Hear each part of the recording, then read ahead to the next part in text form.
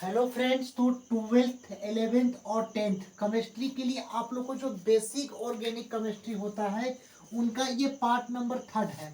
और ये पार्ट 1 2 3 नहीं देखे तो जाकर the real coach defence academy play list YouTube channel पर देख लेना है। जिसमें दो पार्ट्स में आप लोगों को कुछ बेसिक कंसेप्ट और जितने 12th के आप लोगों को केमिस्ट्री में जितने आप लोगों को फार्मूले हैं टॉपिक्स में वे सारे आप लोग को हम करा चुका हूँ। अब इसके 12th 11th और 10th ये तीनों के लिए मतलब कि जो स्टूडेंट क्लास 12th में है 10th में है और 11th में, इनके लिए तीनों के लिए आप लोग को जरूरी है। क्योंकि इसमें क्रियाशील मूलक फंक्शनल ग्रुप के बारे में जानेंगे। एल्कोहल क्या होता है, फिनोल क्या होता है, ईथर क्या होता है, एल्डिहाइड क्या होता है, कीटोन क्या होता है, इनके बारे में समझेंगे। और इनके आईपीएसी नेम और साधारण नाम दोनों के रूप में यहाँ पर हम लोग पहचानेंगे। कैसे कैसे इनके आईपीएसी नेम बनाए जाते हैं और कैसे कैसे इनके साधारण नाम बनाए जाते हैं। तो यहाँ पर पहले इसके बेसिक समझिए कि फंक्शनल ग्रुप क्या होते हैं। यहाँ पर बाबू जो फंक्शनल ग्रुप होते हैं उसका नाम होता है क्रियाशील मूलक। कोई भी चीज अगर मान लीजिए कि अगर है तो इसमें टोटल होने के लिए तो अधिक होते हैं, लेकिन आप लोगों को 12 तक 10 ही 9 से 10 तक आप लोगों को क्रियाशील मूलक यहाँ पर पढ़ना है। पहला यहाँ पर हम लोग आते हैं एल्कोहल। एल्कोहल का जो हम लोग को सूत्र होता है R single bond O H, R और सिंगल बाउंड ओ एच। जहां पर आर क्या होता है बाबू, आप पहले ही बताए कि एल्काइल ग्रुप होता है। आर क्या होता है याद रखना है, यहाँ पर एल्काइल ग्रुप होता है। एल्काइल ग्रुप का मतलब यहाँ पर आप लोग को पहले ही बताया है पार्ट 1 में कि जहां पर CH3 आ जाए जिसको हम लोग क्या बोलेंगे मिथाइल बोलते हैं, C2H5 आ जाए तो उसको हम लोग एथाइल बोलते हैं, C3H7 आ जाए तो इसको हम लोग प्रोपाइल बोलते हैं, C4H9 आ जाए तो इसको हम लोग क्या बोलते हैं ब्यूटाइल बोलते हैं। तो ये हम लोग को आर क्या होता है बाबू, एल्काइल ग्रुप्स होते हैं। जहां पर भी आर दिखाई दे वहां पर एल्काइल ग्रुप्स या एल्केन ग्रुप्स भी होता है, जैसे जैसे यहाँ पर देखे। लेकिन आर के जगह पर क्या होता है, यहाँ पर याद नहीं रखना है कि आर क्या होता है, एल्काइल ग्रुप्स होता है। यहां तक समझ में। और ओ एच का मतलब क्या होता है, ओ एच कहीं पर भी अगर सिंगल बाउंड ओ एच दिखाई दे तो ये हम लोग को बाबू क्या होता है, एल्कोहल होता है। ये हमेशा याद रखना है। ओ एच, ओ एच इसको अर्थ निकालेंगे तो ओ एच मतलब हाइड्रोक्सी समूह होता है। ओ एच का मतलब क्या होता है, हाइड्रोक्सी समूह। और ये ओ एच क्या होता है, एल्कोहल होता है, एल्कोहल। आ रहा है समझ में। तो यहाँ पर पहला एल्कोहल का जो यहाँ पर यह इसका क्रियाशील मूलक होता है आर ओ एच, यानी ओ एच इसका क्या होता है क्रियाशील मूलक। और यहाँ पर एल्काइल ग्रुप क्या होते हैं, यहाँ पर आर क्या होता है बाबू, एल्काइल ग्रुप यानी ओ एच हाइड्रोक्सी। और यहाँ पर आर कहीं पर भी दिखाई दे तो आर बराबर क्या होता है CH3 methyl, C2H5 ethyl, C3A7 propyl और C4H9 क्या होता है ब्यूटाइल होता है। सेकंड नंबर पर आते हैं बाबू इथर। इथर का हम लोग अधिकतर यूज परफ्यूम सेंट वेंट में करने में होते हैं। जैसे हम लोग यहाँ पर जो यहाँ पर इत्र लाते हैं, गुलाब जल का इत्र लाते हैं, चाहे कोई भी परफ्यूम आता है तो इसमें ईथर का यूज होता है। अधिकतर अगरबत्ती हम लोग यहाँ पर यूज करते हैं, सेंटेड अगरबत्ती, तो उसमें भी ईथर का यूज करते हैं। अगर अत्यधिक मात्रा में ईथर डाला जाए तो अधिक क्या होगा, सेंटेड अगरबत्ती होंगे या परफ्यूम होंगे। ठीक है। तो यहाँ पर आर ओ आर क्या होता है, ईथर होता है। आर मतलब क्या होता है, वही एल्काइल ग्रुप CH3 C2H5। और ओ के यहाँ पर देखिए इस टाइप्स के बाउंड आ जाए, single bond O single bond, तो इसको हम लोग क्या मित्र बोलते हैं, इथर बोलते हैं। आ रहा है समझ में दोस्त। तो अब यहाँ पर हम लोग आते हैं तीसरे नंबर की ओर, कार्बोक्सिलिक अम्ल को। और एक एक इसका आईपीएसी नेम से भी बताएंगे कैसे कैसे अल्कोहल का बनता है, एक एक यहाँ पर कर कर पहले ये इतना समझिए। और ये 30 से 35 मिनट की वीडियो बहुत ही आप लोग को बेनिफिट यहाँ पर देगी एग्जाम्स टाइम्स में या आप लोग बेसिक कंसेप्ट में। अब हम लोग बाबू आते हैं कार्बोक्सिलिक अम्ल की। कार्बोक्सिलिक अम्ल का सूत्र होता है आर COOH। याद यही रखना है कि अगर कहीं पर भी आर का मतलब क्या होता है पहले ही बताया एल्काइल समूह, और अगर COOH आ जाए तो उसको ही हम लोग क्या बोलते हैं, कार्बोक्सिलिक अम्ल यहाँ पर बोलते हैं। आ रहा है समझ में। तो यहाँ पर कार्बोक्सिलिक अम्ल क्या होता है, RCOOH। यहाँ पर एक बात बाबू ध्यान रखना, ये तो कार्बोक्सिलिक अम्ल का सूत्र हम लोग आ गया कि RCOOH क्या होता है, कार्बोक्सिलिक अम्ल होता है। अब यहाँ पर आप लोग समझिएगा कार्बोक्सिलिक अम्ल, यहाँ पर HCOOH यानी COOH जहां पर दिखाई दे तो ये तो बाबू कार्बोक्सिलिक अम्ल होंगे। लेकिन H आ जाए HCOOH तो इसको हम लोग क्या बोलेंगे बाबू, फॉर्मिक अम्ल बोलेंगे।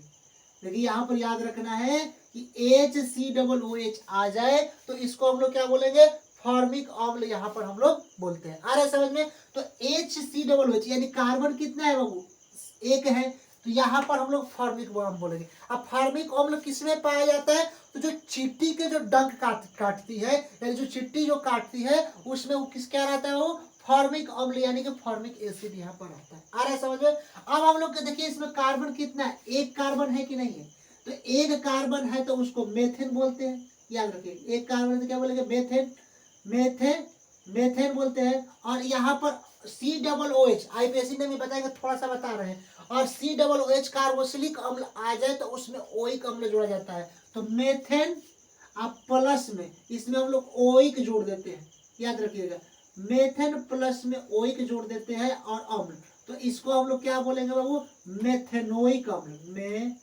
मेथेनोइक, मेथेनोइक यहाँ पर बोल देंगे, अम्ल बोल देंगे। तो इस तरह आईपीएससी नेम जुड़ते हैं, यानी कि एक कार्बन है तो बाबू मेथेन एल्केन सदस्य जुड़ते हैं और ओइक अम्ल इसके आईपीएससी नेम से में जोड़ देते हैं, तो इसको हम लोग क्या बोलते हैं, मेथेनोइक अम्ल बोलते हैं। कि कार्बन की संख्या कितनी है, एक है, एक कार्बन पर मेथेन आता है और आईपीएससी नेम में इसका ओइक अम्ल जोड़ देते हैं तो मेथेनोइक यानी कि मेथेनोइक अम्ल हो जाएगा।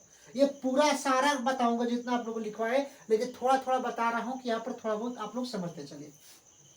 अब समझिए CH3 और COOH ये दिया गया है, CH3 और COOH, जहां पर बाबू CH3 और COOH यानी कि हम लोग को COOH कहीं पर भी दिखाई दे दिया तो हम लोग को झिंगा लाला पता हो गया, क्या हो गया कि COOH क्या होता है बाबू, कार्बोक्सिलिक अम्ल होता है। ये आप लोग दिमाग में रख ही लेना है कि COOH अगर दिखाई दे तो उसको हम लोग क्या बोलते हैं, कार्बोक्सिलिक अम्ल बोलते हैं।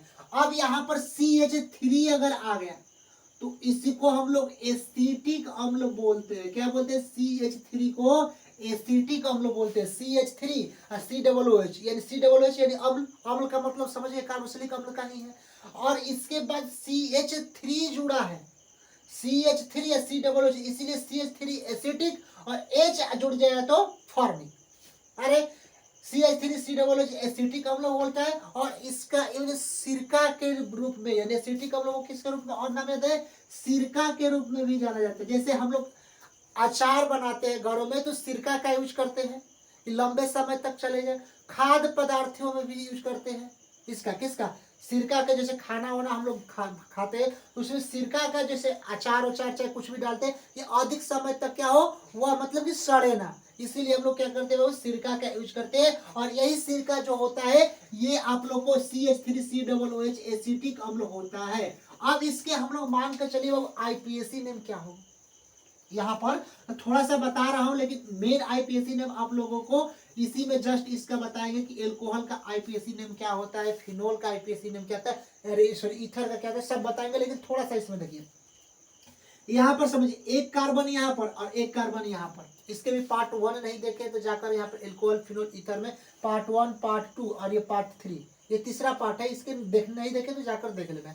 यहाँ पर समझिएगा CH3 क्या होता है बाबू, एक कार्बन और दो कार्बन, दो कार्बन के लिए एथेन, याद रखिएगा एथेन।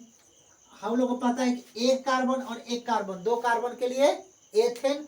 अब प्लस में अब COOH कार्बोक्सिलिक अम्ल आ गया तो आईपीएससी में क्या होगा, ओइक अम्ल जुटता है, पता है कि नहीं पता है, तो यहाँ पर हम लोग क्या लिखेंगे, ओइक अम्ल, ओइक अम्ल लिख देंगे।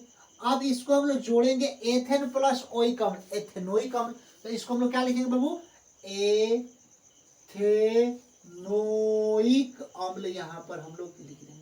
जिसको समझ में आ रहा है वो लाइक्स कर देना है, चैनल को सब्सक्राइब भी कर देना है। तो ये हम लोग को क्या हो गया, अम्ल के बारे में थोड़ा बहुत यहाँ पर हम लोग समझा। अब हम लोग चौथा पर आते हैं बाबू एस्टर, इसको हम रफ भी कर देते हैं। अब एथेनोइक अम्ल हो गया, अब आते हैं लोग एस्टर क्या है, एस्टर, तो एस्टर का सूत्र होता है R सिंगल बाउंड COOR, ये क्या होता है, एस्टर होता है। एक एक चीज बताएंगे और जहां पर भी R देखा है एल्काइल ग्रुप्स पहले ही बताए, CH3 C2H5 C3H C3H7 C4H9, ये क्या होता है बाबू, एल्काइल ग्रुप्स होते हैं।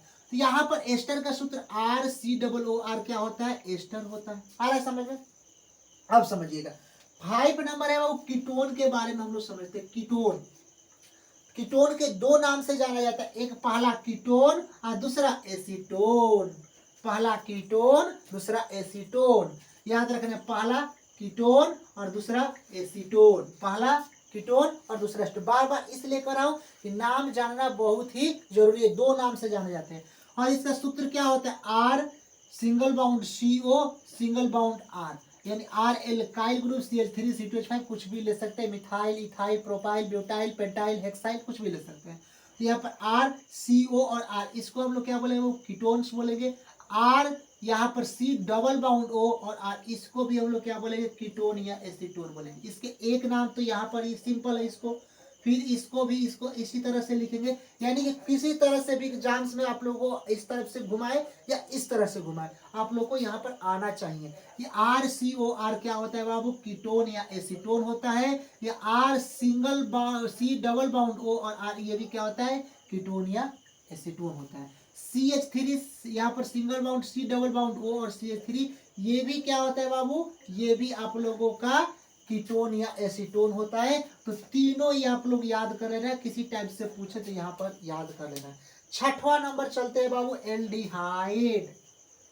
एल्डिहाइड समझिएगा, एल्डिहाइड का सामान्य सूत्र क्या होता है बाबू, RCHO। ये भी टॉपिक्स पढ़ाए नहीं है, सारे टॉपिक्स भी पढ़ाएंगे, इस टॉपिक से क्लास 12th में एक एक टॉपिक्स भी है। देखिए RCHO की बात करते हैं तो R सिंगल बाउंड CHO क्या होता है बाबू, एल्डिहाइड होता है। क्या होता है, R सिंगल बाउंड CHO क्या होता है, एल्डिहाइड होता है। अब अगर HCHO जुट जाए, HCHO जुट जाए तो उसको फॉर्मल एल्डिहाइड बोलते हैं, याद रखना है।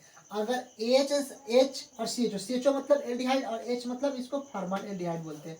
अब इसके थोड़ा सा IPSC नेम थोड़ा थोड़ा समझते भी चलिए, लेकिन IPSC नेम मेन यहाँ पर इसके जस्ट इसका मतलब जस्ट करेंगे तो इसका IPSC नेम से भी बताएंगे, आप समझिए। कार्बन कितना है इसमें, एक है, एक के लिए मेथेन, तो मेथेन लिख देते हैं। और यहाँ पर याद रखना है एल्डिहाइड के IPSC नेम्स में, एल्डिहाइड के बाबू IPSC नेम्स में नल जुटता है, क्या जुटता है, नल, याद रखना है। तो यहाँ पर देखिए मेथ है, अब एक कार्बन के लिए और एल्डिहाइड CHO आ गया तो नल जुट गया, इसको क्या बोलेंगे, मेथेनॉल। यानी कि फॉर्मल एल्डिहाइड के एक और नाम से हम लोग जान गए, उसका नाम क्या हो गया, मेथेनॉल हो गया। अब हम लोग आते हैं एसिटल्डिहाइड पर। एसिटल एल्डिहाइड याद रखना है, अगर यही एल्डिहाइड है, एस्ट ग्रुप जुड़ गया तो CH3 लग गया, और एल्डिहाइड का मतलब CH3, यानी CH3 और CHO क्या बोलते हैं, एसिटल्डिहाइड बोलते हैं। अब हम लोग बात करते हैं कि इसका IPSC नेम्स कैसे जुड़ेंगे, तो एक और एक, दो कार्बन के लिए एथेन यानी एथ बोल सकते हैं, और CHO आ गया, एल्डिहाइड आ गया बाबू, तो CHO एल्डिहाइड के IPSC नेम्स में यहाँ पर नल जोड़ते हैं, तो यहाँ पर एथेन अब एथ अब प्लस में नॉल, एथेनॉल हो गया। अब हम लोग 7 नंबर आते हैं बाबू एमीन के बारे में। एमीन क्या होता है, तो एमीन का जो आप लोग सूत्र यहाँ पर देखेंगे, RNH2 क्या होता है, एमीन होता है। इसके एमीन टॉपिक्स आप लोगों को पढ़ा भी दिए हैं, 1 डिग्री 2 डिग्री 3 डिग्री एमीन्स क्या होता है, एमीन को कैसे प्राप्त किया जाता है, इसके पार्ट अभी नहीं देखे तो जाकर यहाँ पर देख लेना। RNH2 यहाँ पर याद रखना है, एमीन होता है। और अमोनिया के व्युत्पन्न को हम लोग क्या बोलते हैं, एमीन बोलते हैं। कैसे बनाए वो सारा आप लोगों को बता दिए। आर क्या होता है वो एल्काइल यहाँ पर ग्रुप्स होते हैं। अब आते हैं 8 नंबर, R-X। ये नहीं है कि R-X किसी का नाम है, यहाँ पर समझिएगा R-X की हम बात करते हैं तो R का मतलब क्या होता है, एल्केन, और X का मतलब क्या होता है, हाइलो। ये फोन वाला हाइलो नहीं, यहाँ पर याद रखिएगा कि X का मतलब क्या होता है, हाइलो। हाइलो का मतलब जहां पर हाइलोजन परिवार भी बोला जाता है, ये नहीं कि फोन वाला परिवार की हेलो, तो ये वाला नहीं, समझ लेना है। तो यहाँ पर हाइलोजन परिवार यहाँ पर बोला जाता है, जहां पर वर्ग X यानी वर्ग 17 के तत्व होते हैं, यानी कि याद रखना है जहां पर X क्या होते हैं, वर्ग 17 के तत्व होते हैं। अब वर्ग 17 के तत्वों में 6 तत्व है, लेकिन 4 ही इंपॉर्टेंट है आप लोगों को क्लास 12 तक। कल भी बताए थे, फ्लोरीन, क्लोरीन, ब्रोमीन और आयोडीन। यानी कि आप लोग याद रखना, आयोडो जिसको फ्लोरो कहा जाता है, क्लोरो कहा जाता है, ब्रोमो कहा जाता है, इसको आयोडो कहा जाता है। ये 4 तत्व क्या है यहाँ पर उपयोगी है। अब हम लोग आते हैं हाइलो एरिन और हाइलो एरिन। ये भी टॉपिक्स आप लोग को ऑर्गेनिक केमिस्ट्री में करा चुका हूँ। ऑर्गेनिक केमिस्ट्री में हमको लग रहा है 1, 1 2 आप लोग को 2 टॉपिक्स ऑर्गेनिक में करा चुका हूँ। अभी तीसरा टॉपिक्स एल्कोहल फिनोल ईथर करा रहा था, लेकिन बहुत से स्टूडेंट को बेसिक कमजोर था, इसीलिए बेसिक के 3 वीडियो यहाँ पर करा चुका हूँ। तीसरा वीडियो है, ये पूरे आप लोग को बेनिफिशियल साबित देंगे। हाइलोएरिन और हाइलोबेंजीन, पहले हम लोग समझेंगे ये बेंजीन क्या है, एरिन को भी समझेंगे। ये देखिए बेंजीन 10 नंबर प्रश्न, इस टाइप्स के अगर संरचना आ जाए तो उसको हम लोग क्या बोलते हैं, बेंजीन बोलते हैं। और बेंजीन का सूत्र बाबू होता है C6 और H6 होता है, याद रखना। बेंजीन का सूत्र क्या होता है, C6H6 होता है। और देखिए अगर इस तरह से भी लिख सकते हैं और बेंजीन को इस तरह से भी लिख सकते हैं, याद रखना है। लेकिन अगर हम लोग ये क्या हो गया, ये भी बेंजीन हो गया, ये भी क्या हो गया, बेंजीन हो गया। तो बेंजीन अगर इस तरह से भी आए और इस तरह से भी आए तो ये क्या होता है बाबू, बेंजीन होता है। अब इसको हम लोग बेंजीन को किस कैटेगरी में रखे गए हैं, तो एरोमेटिक यौगिक में यहाँ पर रखा गया है। और बेंजीन को ही हम लोग एक नाम और बोलते हैं, इसको ही हम लोग क्या बाबू बोलते हैं, एरीन कहा जाता है। बेंजीन को ही हम लोग क्या बोला जाता है, एरीन कहा जाता है। अब यहाँ पर समझिएगा, हाइलो एरीन की बात करते हैं या हाइलो बेंजीन की बात करते हैं, तो याद यहीं पर रखना है कि पहले तो ये बेंजीन के ऊपर एक साज है, याद यहीं पर रखना है। इस बेंजीन के ऊपर अगर सिंगल बाउंड एक्स आ जाए तो उसको, या बेंजीन या एरीन, बेंजीन या एरीन एक ही कहा जाता है। तो बेंजीन के ऊपर अगर सिंगल बाउंड एक्स या एरीन के ऊपर सिंगल बाउंड एक्स आ जाए तो इसको हाइलो एरीन या हाइलो बेंजीन के नाम से यहाँ पर हम लोग जानते हैं। अब हम लोग बात करते हैं जहां एक्स क्या है, जहां पर ये एक्स है, वर्ग 17 के तत्व फ्लोरीन, क्लोरीन, ब्रोमीन और आयोडीन, ये इसको बोलते हैं फ्लोरीन, क्लोरीन, ब्रोमीन और आयोडीन। आयोडीन इसको हम लोग क्या बोलेंगे, हाइलोएरिन। अब यहाँ पर अगर मान के चलिए कि बेंजीन के ऊपर Cl लिख देते हैं तो इसको हम लोग यहाँ पर क्लोरोबेंजीन बोलेंगे, ठीक। अगर बेंजीन के ऊपर F लिख देते हैं तो उसको हम लोग फ्लोरोबेंजीन बोलेंगे। अगर बेंजीन के ऊपर I लिख देते हैं सिंगल बाउंड, उसको आयोडोबेंजीन बोलेंगे। अगर बेंजीन के ऊपर Br लिख देते हैं तो उसको ब्रोमोबेंजीन बोलेंगे। ये आप लोगों को इतना क्या था, क्रियाशील मूलक था। इसके आगे आप लोग को आईपीएससी नेम हम यहाँ पर बताने जाएंगे।